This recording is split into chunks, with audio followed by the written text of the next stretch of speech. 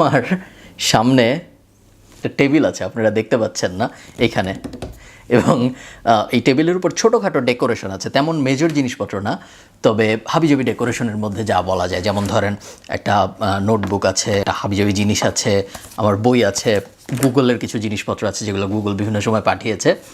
দুঃখজনক ব্যাপার হইল গিয়ে এগুলো ক্যামেরায় দেখা যাচ্ছে না। আমি পুরা ভাবসাব নিয়ে সব কিছু সেট আপ করলাম যে ক্যামেরাটা ওখানে থাকবে, আমি এখানে থাকবো, তাহলে আমি যখন ক্যামেরায় কথা বলবো আমার সামনে ডেস্কে বিভিন্ন জিনিসপত্র থাকবে, দেখতে খুব সুন্দর লাগবে। বাট গিয়েছিলাম যে যখন ভিডিও রেকর্ড শুরু হয় তখন একটু জুম ইন হয়, এবং জুম ইন হওয়ার কারণে যেটা হয়েছে যে এই টেবিলটা পুরোপুরি বাদ হয়ে গিয়েছে এবং শুধুমাত্র আমাকে দেখা যাচ্ছে। যাই হোক, ব্যাপার না, আমরা আরেকদিন দেখাবো আমার টেবিলে কী কী আছে না আছে সেসব নিয়ে। আজকে আমি যে ব্যাপারটা নিয়ে আপনাদের সাথে কথা বলতে চাচ্ছিলাম সেটা হইল গিয়ে ফিল অ্যালোন কখনো কখনো আপনার স্ট্রংগেস্ট অ্যাবিলিটিও হইতে পারে, আবার কখনো কখনো আপনার জন্য ডিজাস্টারও নিয়ে আসতে পারে।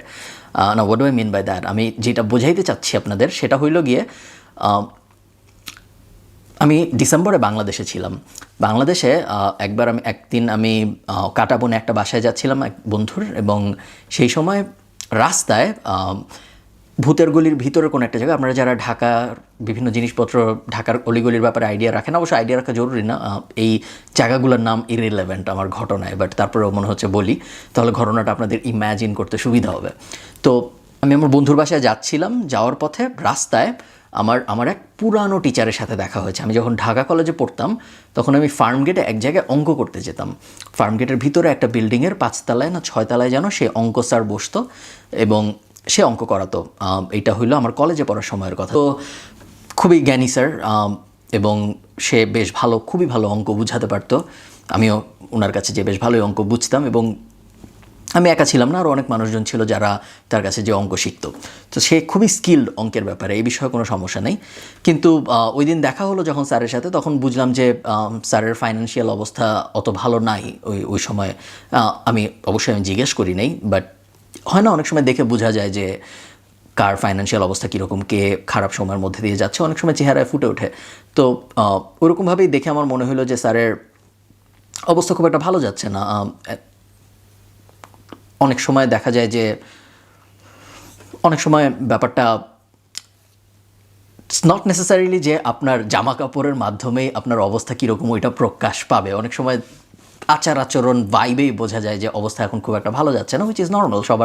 সব মানুষেরই সবসময় সব কিছু ভালো যায় না। তো ওই সময় আমার একটা ব্যাপার মনে হয়েছিল, ওই ব্যাপারটাই আমি ভেবেছি আপনাদের সাথে আজকে শেয়ার করব। সেটা হলো গিয়ে, অনেক মানুষ আছে দেখবেন যারা অনেক স্কিল্ড, শুধু আমার ওই অঙ্ক স্যারের ব্যাপার বলছি না, আপনি দেখবেন বিভিন্ন স্কুল কলেজে খুব জ্ঞানী অঙ্কের টিচার, খুব জ্ঞানী ফিজিক্সের টিচার, খুব জ্ঞানী কেমিস্ট্রির টিচার, বা ধরেন খুব ভালো মাটির কাজ করতে পারে এমন একজন মানুষ, খুব ভালো, আপনাদের এলাকায় হয়তো এমন কেউ একজন আছে যে ইলেকট্রিশিয়ান এত ভালো যে অন্য কেউ যা ঠিক করতে পারেনি তা ওই ইলেকট্রিশিয়ানের কাছে নিয়ে গেলে ঠিক হয়ে যাবে। আমরা যদি একটু রুট লেভেলে নেমে আসি, আপনি দেখবেন এমন অনেক রিক্সার মিস্ত্রিও আছে বা সাইকেলের মিস্ত্রিও আছে, অন্য যে কেউ যেই সাইকেল বা রিক্সা ঠিক করতে পারে না, ওই মিস্ত্রি ঠিকই ওই রিক্সা বা সাইকেল ঠিক করে ফেলতে পারে, এবং তারই কারণে অনেক নামডাক ওই জায়গায়। আপনি দেখবেন অনেক মানুষ আছে যারা অনেক ভালো রান্না করে, সবাই বলে যে অমুক বাবুর্চির রান্না খুব ভালো, অমুক বাবুর্চির যদি একটা রেস্টুরেন্ট থাকতো তাহলে আমরা ওই রেস্টুরেন্টে খেতে যেতাম। সো আমি যেটা বোঝাতে চাচ্ছি সেটা হলো গিয়ে, অনেক সময় দেখা যায় অনেক স্কিল্ড মানুষ থাকে, আমাদের চারপাশে অনেক স্কিল্ড মানুষ আছে, এবং আমি শিওর আপনারও অনেক স্কিল আছে, হয়তো আপনি জানেন না, বাট এটা খুব রেয়ার যে কোনো মানুষের কোনো স্কিলই থাকবে না, কোনো না কোনো স্কিল আপনার ডেফিনেটলি আছে। হয় কি, স্কিল একা সবসময় সফলতা আনতে পারে না, স্কিলের সাথে এন্টারপ্রেনারিয়াল মাইন্ডসেট বা সোজা বাংলায় বলে ব্যবসায়িক মানসিকতা থাকাটাও জরুরি হয়ে যায়। অনেক ভালো যে রান্না করতে পারে, নট নেসেসারিলি তার সবচেয়ে বড় রেস্টুরেন্টটা থাকবে মার্কেটে। সবচেয়ে ভালো রেস্টুরেন্টটা তারই থাকবে যে মোটামুটি থেকেও একটু ভালো রান্না করতে পারে, অথবা ভালো রান্না যে করতে পারে তাকে খুঁজে বের করতে পারে এবং একটা রেস্টুরেন্ট চালাতে পারে বা একটা ব্যবসা চালাতে পারে। আপনারা কি বুঝতে পারছেন আমি কি বোঝাতে চাচ্ছি? যখন আপনি একজন উদ্যোক্তা হবেন বা যখন আপনি একজন এন্টারপ্রেনার হবেন, নট নেসেসারিলি আপনি যেই টপিকে বা যেই বিষয়ে আপনার ব্যবসা, ওই বিষয়ের উপর আপনার সর্বাধিক স্কিল থাকতে হবে, জরুরি না। যদি থাকে তাহলে তো খুবই ভালো, কিন্তু এবং একই সাথে যদি আপনার ওই অ্যাকচুয়াল কাজের স্কিলটাও থাকে এবং যদি একই সাথে আপনার ব্যবসায়িক স্কিলগুলোও থাকে তাহলে তো খুবই ভালো। কিন্তু এটা জরুরি না যে আপনার একই সাথে ওই স্কিলটাও থাকতে হবে, কাজের স্কিলটাও থাকতে হবে এবং একই সাথে ব্যবসায়িক স্কিল থাকতে হবে। উল্টো আমি মনে করি আপনার যদি ব্যবসায়িক স্কিল একটু বেশি থাকে এবং কাজের স্কিল একটু কমও থাকে, তাও ওইটাকে কাভার আপ করা যায়। কিন্তু যদি উল্টা হয় যে আপনার কাজের স্কিল অনেক ভালো কিন্তু আপনার ব্যবসার স্কিল খুব খারাপ, তাহলে দেখা যায় সেই মানুষটা তার ফিল্ডে, তার স্কিলের ওই ফিল্ডে খুব ভালো করতে পারে না।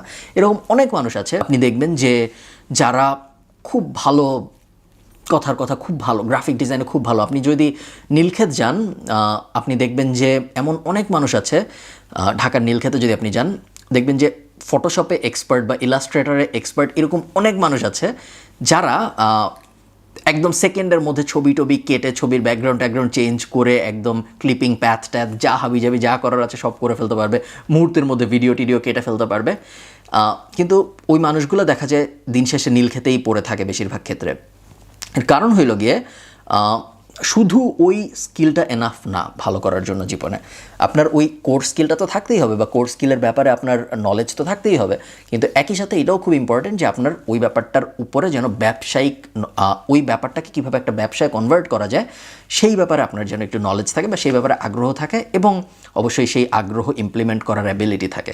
ওই অ্যাবিলিটিটা যাদের থাকে না বা যারা ওই চেষ্টাটা করে না যে আমি আমার যে স্কিল বা আমি যে স্কিলকে ব্যবসায় কনভার্ট করতে চাচ্ছি, ওই স্কিলকে ব্যবসায় কনভার্ট করার জন্য আমার যেই পরিমাণ শ্রম দেওয়া দরকার বা ওই স্কিলকে ব্যবসায় কনভার্ট করার জন্য আমার যে পরিমাণ কাজ করা দরকার, যে পরিমাণ লজিস্টিক ম্যানেজমেন্টের কাজ, লজিস্টিক ম্যানেজমেন্ট বলতে আমি বোঝাচ্ছি যেসব মানুষজন জোগাড়পত্র করার কথা, ওই কাজগুলো অনেকে করতে পারে না। ওই কাজগুলো করতে অনেকে ভয় পায়, অনেকে বুঝেই না হয়তো কীভাবে করতে হবে।